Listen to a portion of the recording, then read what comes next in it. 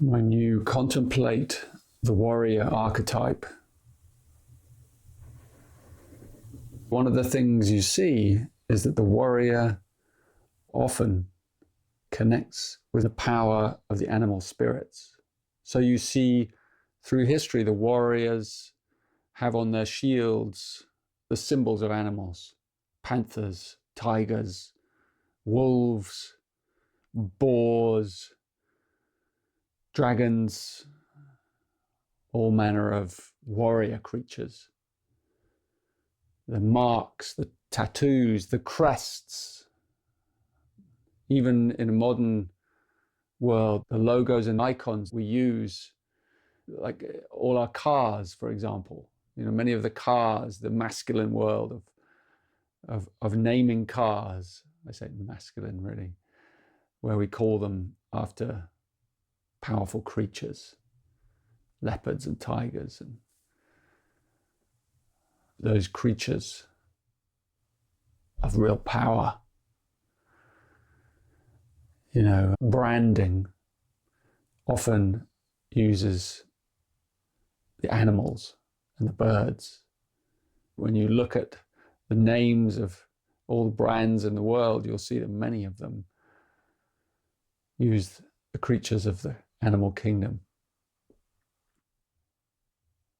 For a long, long time, humans have tried to get into the skin of creatures, of the creatures of the natural world, and imbue ourselves with their power, whether it was for battle, self-empowerment, or whether it's for healing. The shaman's crests, the shaman's kind of headdress, with all the feathers, the regalia, and the lion's heads, or all those skins that we wear, the skins of the bears, and these masculine creatures. Most of the time, they're masculine creatures, because we're looking for that power. We're looking for that sense of, entering into the power of the creature to empower us. And I want to extend this in the warrior journey to empower us to learn to feel, not just to fight, to feel. Because this is where the great new edge is, to be able to feel, connect with our emotions, set healthy boundaries. That's a lot that the warriors are to do with, setting healthy boundaries for others and for oneself. Many of us set unrealistic expectations of ourselves. We end up judging ourselves for not realizing them.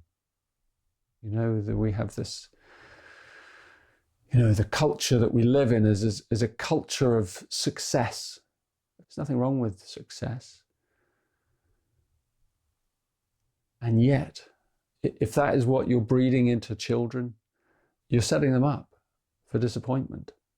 Life is not about succeeding in some great endeavor necessarily. It may be, if that's your journey, but for many of us, life is simply about living well. Many lives are just quiet lives, off the grid, where we're just living well. We're living in harmony with the land.